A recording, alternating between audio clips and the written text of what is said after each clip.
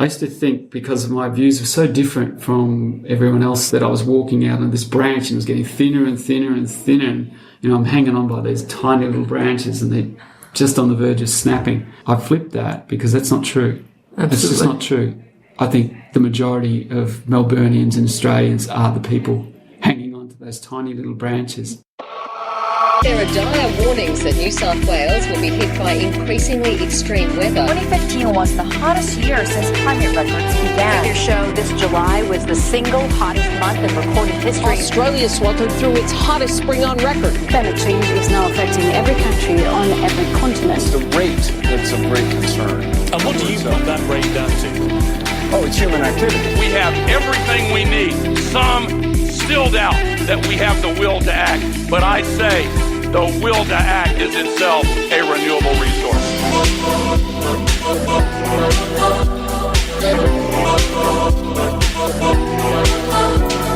Hello and welcome to episode 29 of Climactic, your story on climate change. This show carries on from part 1 of our interview with Brett Hedger from last week. If you haven't heard that already, I do recommend you go back and check that one out first. As we know, Brett is a sustainability officer at Port Phillip City Council here in Melbourne, but when he's not doing that, he is zero impact man. And in this show, we'll get more into his 52-week program to live a far more sustainable life. So without further ado, here we go with part 2 of our interview with Brett Hedger. These are all fantastic just conversation points to bring up with anybody around you, even if some of them you're not quite ready to do yourself or anything, but as conversation starters. Where did this list come from, and how did you come up with it, and how did you programatize it? What I guess tell people about is that all the things on the list are things you could easily find out yourself. Mm-hmm. If you just go on any search engine and just type in top 10 sustainability tips, just do that. Yep. And see if you're doing them. But then do them forever. Yep. And then just compile them and then start living it and go, oh, this list says this. And then what does that mean? And how does that impact me, my family, or, whatever your situation is? How does that impact? Can I keep doing this? What's needed to keep doing this? Simple things are like, say you want to buy organic food. Where do you get that from? Mm-hmm. So quite often I travel to Queen Victoria Market. That's a decent old trip. And if I'm doing it on my bike with a backpack with 30 kilograms of produce, it's difficult. So how can I continue to do that? Catch the train, do this, do that, So it's working through all of those issues. Are there some places locally that I can get some of the organic stuff from? Or can I order it online through Ceres? Through their... There's over 1,000 Woolworths supermarkets. There's one Ceres. Yes. If we all shopped at Ceres, how many Ceres would there be? And how many Woolworths would there be? What does Woolworth do? They sell lots of alcohol, lots of tobacco. They're up to their neck in poker machines. There's all kinds of issues. Mm-hmm. Supermarkets don't care about us. Ceres does. Mm-hmm. Ceres cares about local farmers. So, see, there's a simple thing. Yep. All you're doing is stopping going to supermarkets. That's another easy thing to do. Or, if the supermarkets are your main thing, what I say to people is become like a mercenary. Get in your army fatigues, and that's how you go. That's how you go into supermarkets. Stay on the outside. Yep. And creep around. Grab the things that you can get, the minimal packaging that you actually need. Stay in the fruit and veg section and get out as fast as you can. As soon as you start going down those other aisles in the supermarket, you're stuffed. You're trapped. You're in their vortex and you're hold and you're getting your heart sort of ripped out of your guts. So stay away from supermarkets. But see the power in that. If suddenly Ceres is inundated, they start opening more places that are closer to us. Yes. And so Ceres also has the education element. They're not...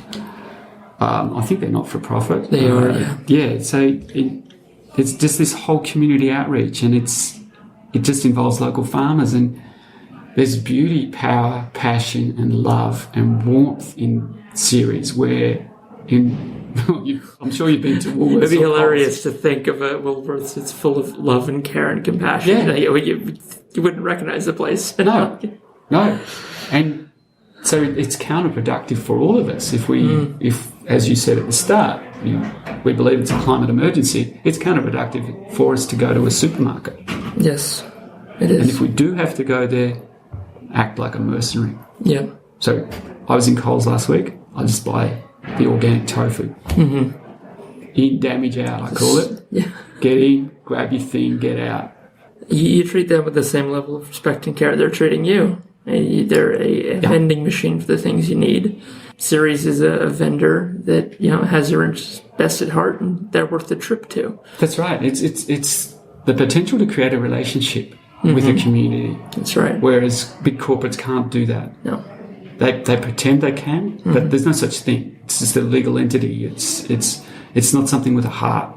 They care about profit, not the community, and that's a key thing. If Woolworths is at the heart of your community, you need to work on things with your other community members to take the heart out of Woolworths and start making inroads to provide facilities and services and goods that come in direct competition with Woolworths, but support your community. It sounds like we need to do a whole thing with the whole list, or I need to get every single listener to come to a seminar or something, or a talk. Well, the video's coming out soon. Fantastic. That's the best way to leverage it. Mark, just for the listeners, Mark and I were just talking briefly before we started recording, and I did a presentation recently for Zero Impact Man. It was videoed.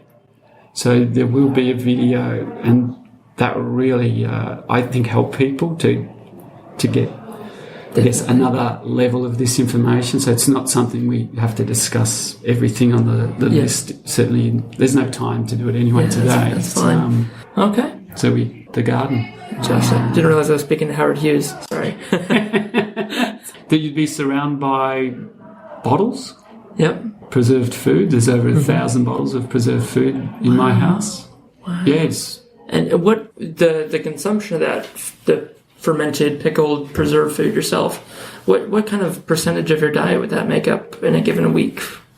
I have to guess at that, Mark, but maybe 20 to 40. Wow. Yeah. So you eat lots of kimchis and pickles and pickled onions. Not so much the fermented stuff, the preserved stuff. Yeah, because the pickle stuff's a bit more delicate with the whole live culture. Oh, it's just it smells. No, I have dabbled in a range of different fermented products. So, and the dabbling leads to hardcore experience. Yep. The thing my dabbling hasn't extended to, I guess a vocation is simply time. Mm-hmm. And that's where the community comes in. That's where it's so important. I can do my preserves, but what I find is I can't go out in the bush as much as I want if I'm just up to my neck in the kitchen all weekend, which is preserving does take up a fair bit of time. Mm-hmm. But when I've got a 3-year-old apricot tree, which I live in a rental house, which I think is important for people to know. I planted nearly 30 fruit trees on that property. I've only been there 4 years.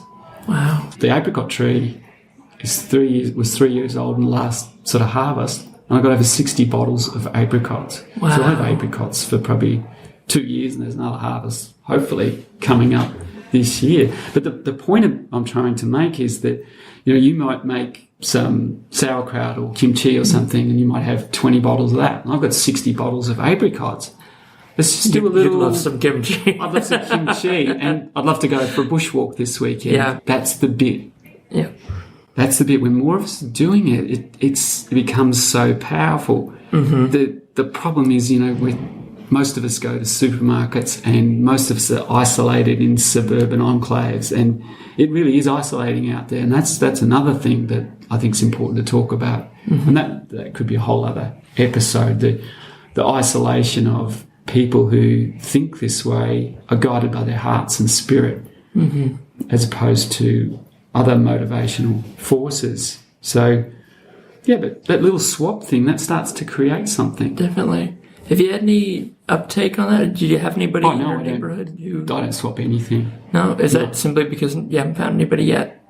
Is just curious. I'm not actively looking at the moment, and certainly the place where I live in suburban Melbourne, I don't think is, there's pockets of it, but it's hard. That's hard work too. Yeah. Because none of the systems are set up, and that's what I've found through following all of these things and the things that go beyond them. What happens, Mark, is It's like that mountain climbing thing. Once you get up to the top of the mountain, you see another mountain, which you couldn't see at the bottom.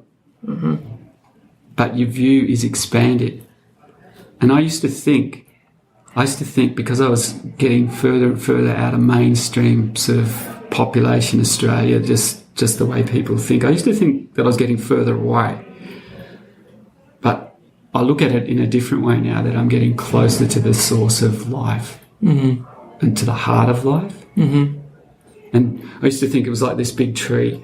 So there'd just be all these branches, and I used to think, because my views were so different from everyone else that I'd come across, that I was walking out on this branch and it was getting thinner and thinner and thinner, and I'm hanging on by these tiny little branches and they're just on the verge of snapping. But I flipped that, because that's not true. Absolutely. It's just not true. I think the majority of Melburnians and Australians are the people hanging on to those tiny little branches. Definitely. I'm in at the centre. I'm hugging that big tree, and I'm thanking that tree for all it has done for all of us. And I'm going closer to that tree. That's right.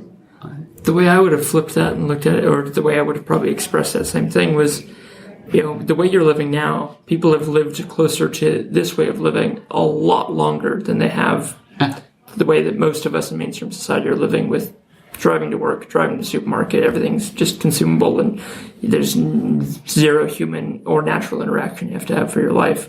Yeah. So somebody might say, well, that's progress, that's development. And you could say, no, that's aberration. That's doomed to fail. And that's such a one-off, just due to a freak culmination of resources and ignorance, that you don't realize how doomed that is.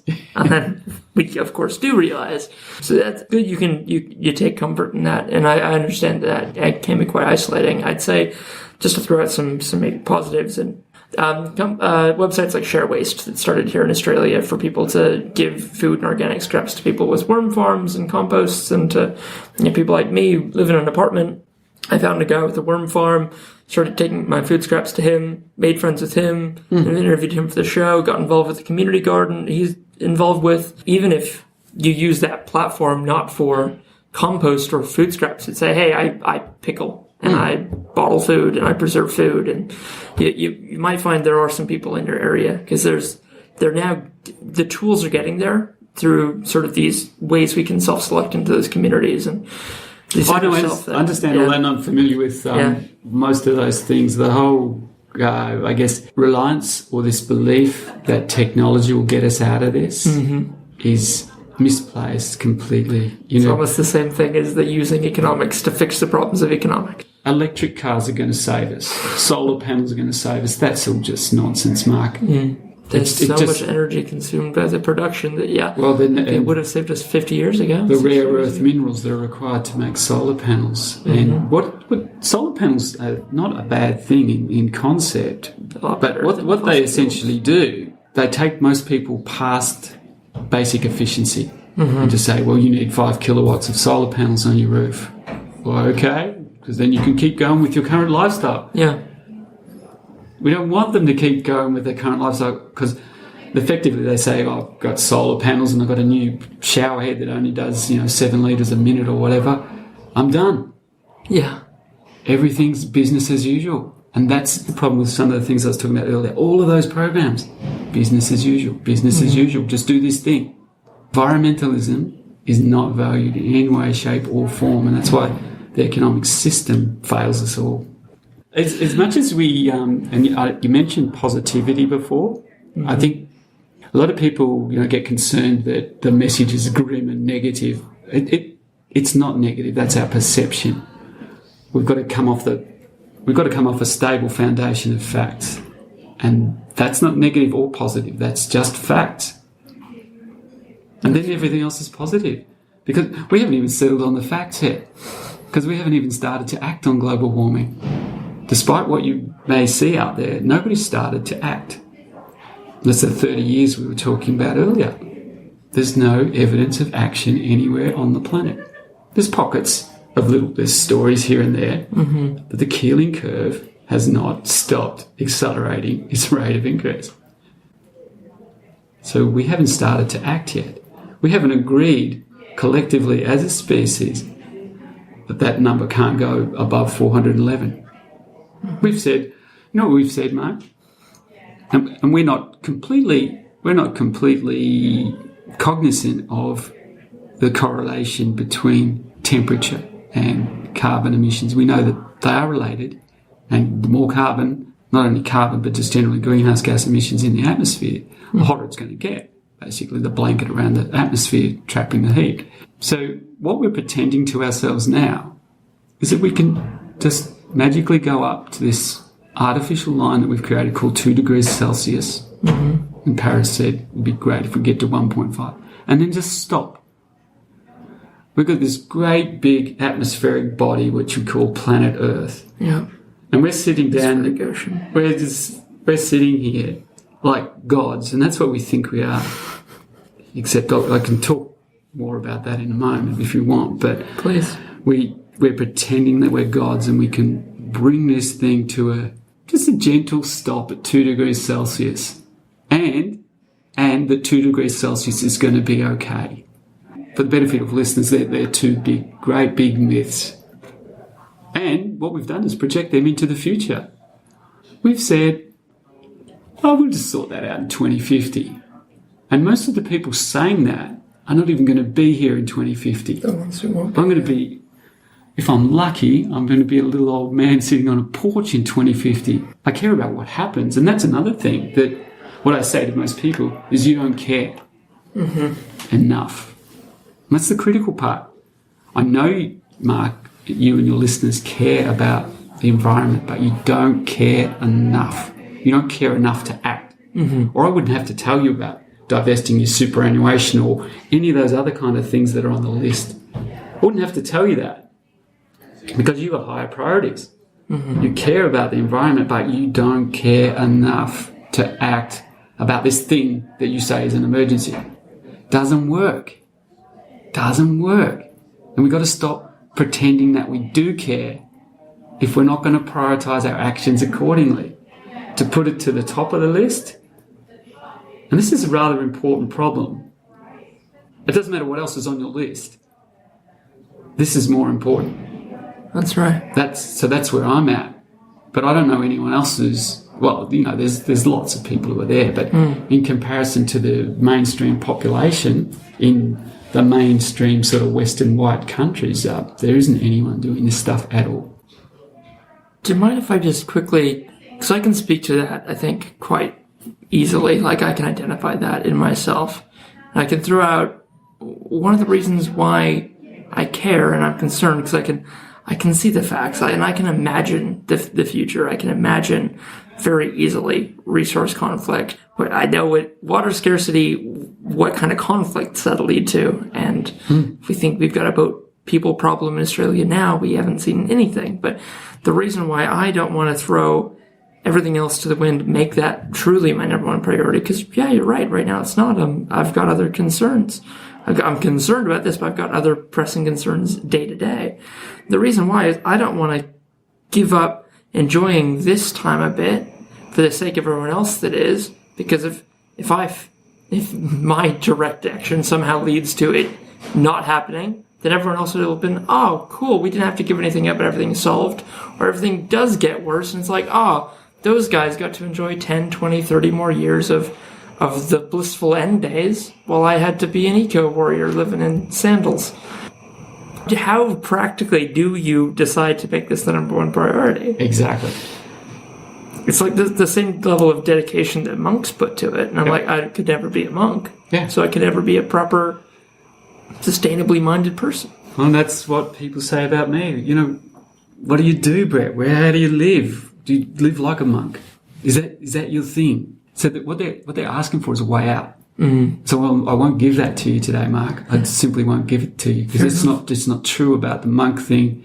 It does require discipline, though. But you're right.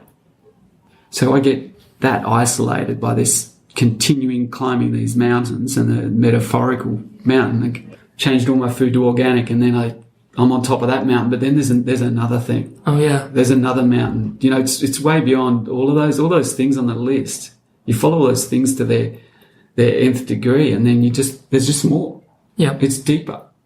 It's deeper and deeper, and maybe that is a spiritual kind of journey as well. But if you're still down at the bottom of the mountain living high as a hog and, the old consumption ways, well, that has to reach a critical point too. And yeah, you're right.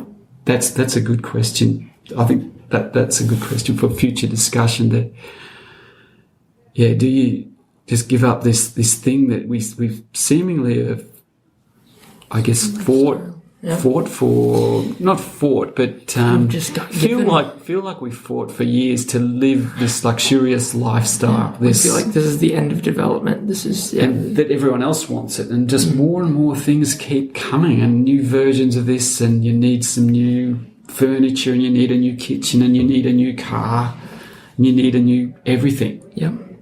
Makes you feel good for a little bit, but what I found is that there is no happiness in material possessions. Stripping all of that away, happiness is by being true to yourself and being with like-minded people who share perhaps not your individual dreams, but the collective dreams. So we're working together as a community, and that's the bit that's missing. So there's not enough of us pursuing this hardcore dream. That's why all those other things which are perceived as negative, which are just facts. This is a runaway train that's fallen off a cliff.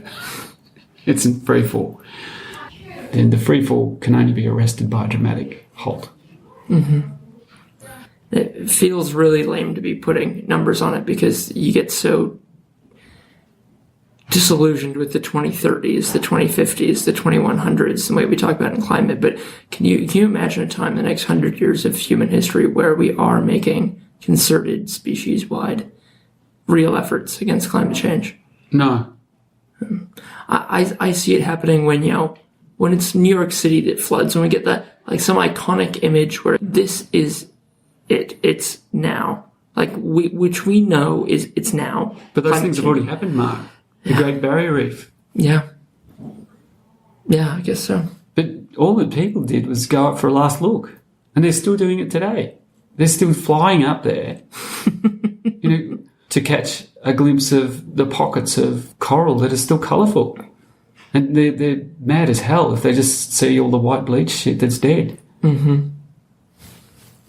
That was an iconic thing.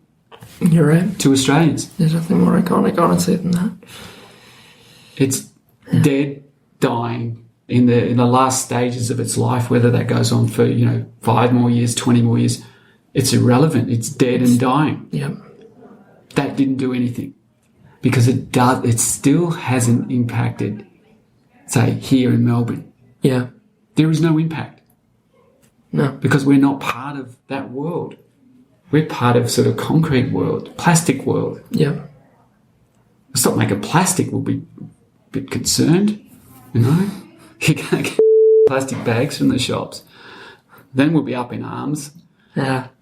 That's only a couple of weeks, which is nice at least. Protests are dead. Yeah. We're dead. We're dead inside. We're dead inside. Most of us are completely unhappy, working in stupid jobs that have little or no meaning for us, just trying to make ends meet. And as what you said before, how does environment fit into there? It can't fit. It's important to you and you like all the destruction to stop. But please don't stop the destructive activities. I want that big TV so I can watch the World Cup, My team's playing tonight. I really got to see it in 108-inch TV. Less dead inside when I'm watching that. Yeah. Just going to have a 6-pack of beer and watch Australia play France or some other country. Yeah. So, there's a lot of... And that's why I guess this kind of discussion is kind of cool because it's a mature discussion. It starts to open some of those doors of things that people are not less, but reluctant to discuss. Absolutely. So even if it's just a little inroad to an idea that may spark some kind of thinking, and I think that's what we don't do enough of. And when we do thinking, it's in the old way. So we think our thinking's just screwed. We think economically. It's like the little kids coming through school. We train them to enter the economy. Grow up, get a job, get married, get kids, buy a car, buy a house. That is no recipe for happiness. when all they needed to imagine if some of the courses in school it was periods 2 and 3, you were going to love. Yeah. That's the course. And after that, you went into spirit. You finished the day off with some artwork, some creativity. And then after school, you did some dance, free flow dance, not choreographed, ballet or ballroom. Yeah. But you free form, just do whatever you want. Imagine if that was day 1 of school and then just carried on. You learned some numbers and some words and all that kind of stuff. Stuff you need. Yeah. Yeah. Do you know what I mean? Yeah, I do. It's all wrong. Yeah. Which, you compare that version of school to the school we actually have, which is a lot more regimented and everything. That is maybe a good parallel to the lifestyle you've created compared to somebody living a normal mainstream life. Would you say, Brett, that your way is replicable? Is it sustainable for you? Because I know you've made these changes and they are life changes. Is this something you can sustain happily for the rest of your life? No. Okay. Probably not because of the isolation factor. Okay. And so what it leads to, I recently wrote a book as well, which it's not published or anything, but the process of writing a book, what I wanted to do is get a year inside my head. So what actually goes on in this space of mine, and just put it out there. And essentially I wrote the book for my 2 sons and just wanted to tell them, well, what's your dad thinking? How did he get to this thought place? And I also wanted to think about that as well. How did you see it? Yeah. How did I get here? And why? It's almost like a burden, Mark, that why do I care so much about the birds and the water and the air? And why does everyone else not? And that's a question for me. I'm not asking anybody for the answer to that. I go, why is it me that has this burden? Is it even a burden or is it a gift? And I lean towards the gift.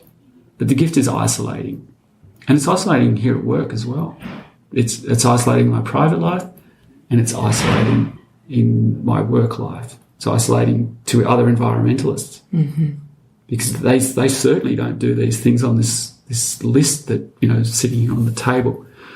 So is it sustainable over time? Every time I go to give up, I don't give up. And I think that's a really important point. It would be easy, but then the point is, if you care, you'll feel that force field. And you won't buy things in packets. And you might start, say that would be another challenge I would present to you. You can't ever buy anything in a packet. Everything ultimately comes in packets, but don't buy the little packet. You know what I mean? Yep. So all the chickpeas that you get from the Whole Foods store, they come in a big box or a big container, sure. Yeah. But reuse it. That's what I was referring to before. The holes that people try and pick in me. He uses dental floss. But what I say to people about dental floss, so I don't have rubbish bins at home. So no need for rubbish bins on the street, so I don't have to worry about bin night. But I still floss my teeth. And what I say to people is that if we're that far down the track and the only thing, let's say the only problem we've got left, Mark, is dental floss, do you think we could apply our collective nous and intelligence to solving the dental floss issue? Definitely. If that was the last problem. It's a 0.0001%, but then people use that as a thing. He's using this sort of plasticky coated, comes in a little plastic container.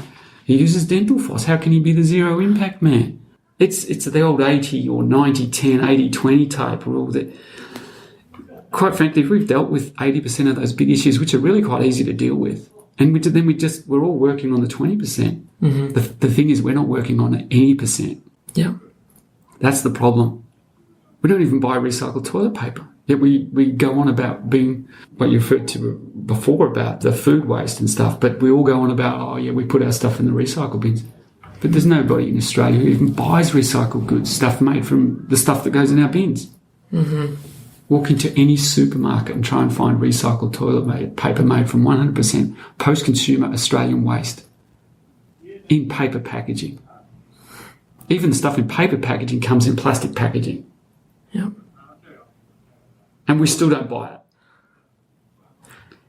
But you see the problem, Mark? We go on and on and on and on about recycling stuff, but we don't buy the stuff. Mm-hmm. And then, create the market for it. Then the thing came up recently about the recycling crisis. Yep. And that would have been the first anybody had any inkling that all this was going to China. It was, yeah. And you go, it's going to China, and still nobody cared. Mm-hmm. That little kids in China are picking over our waste, and we call it recycling. That's right. This isn't negative. These are just facts. These are just facts. That's right. The recycling crisis started when we started recycling. That's when it started.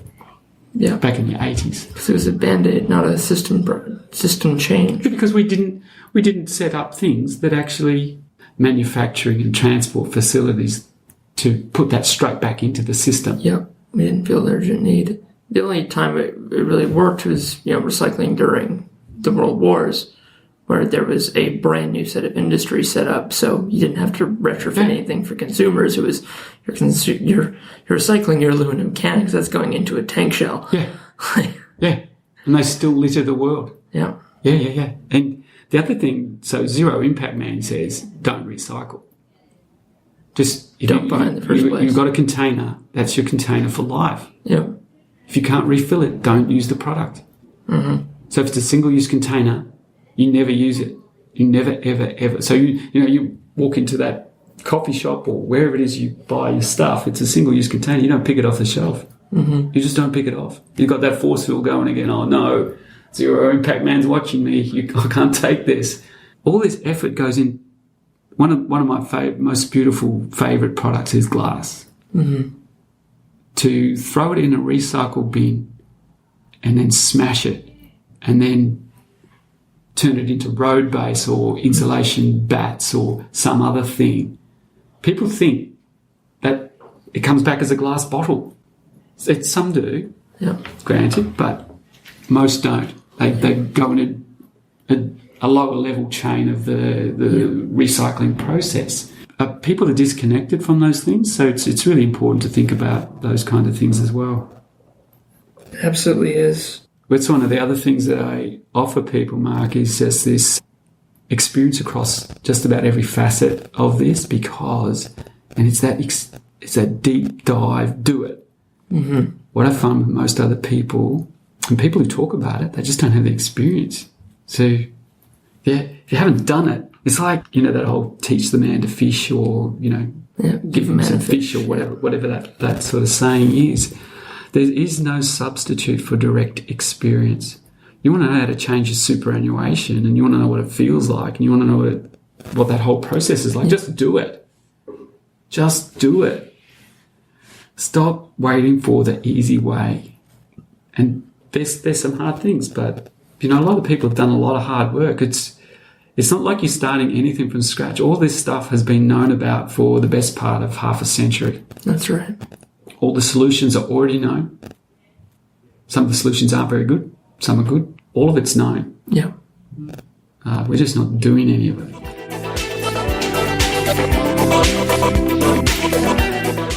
And welcome back, folks. We really hope you've enjoyed that. It was a great opportunity to have Brett sit down and talk with me for that long, and it was just too good to get down into one episode, so we hope you enjoyed that. The show next week will be quite different, but I hope you enjoyed this somewhat deep dive into the real hard edge of sustainability, and a real eyes-open look at what it would take to live a zero-impact life. I hope that you, like me though, did take away that there are some really powerful, important things we can all do in our lives right now, especially moving our super funds out of wherever they currently are and into funds that don't invest in fossil fuels and other things that are just incompatible with the kind of world we want to see. If you do feel inspired to take up any of Brett's challenge, please do let us know. I'd love to hear how you get on and how you find it. And if you have any thoughts at all on the episode, any feedback, I'd love to hear that as well. Just let me know at Climactic Show on Facebook and Twitter, or drop me an email at hello@climactic.fm. And on behalf of the whole team here at Climactic, I'd like to thank you for tuning back in, and we hope to see you again next week. Thanks as always to co-founder Rich Bowden, producer Caleb Fidecaro, designer Abigail Hawkins, composer Greg Rossi, and senior advisor Gretchen Miller. And a special thank you to our guest, Brett Hedger.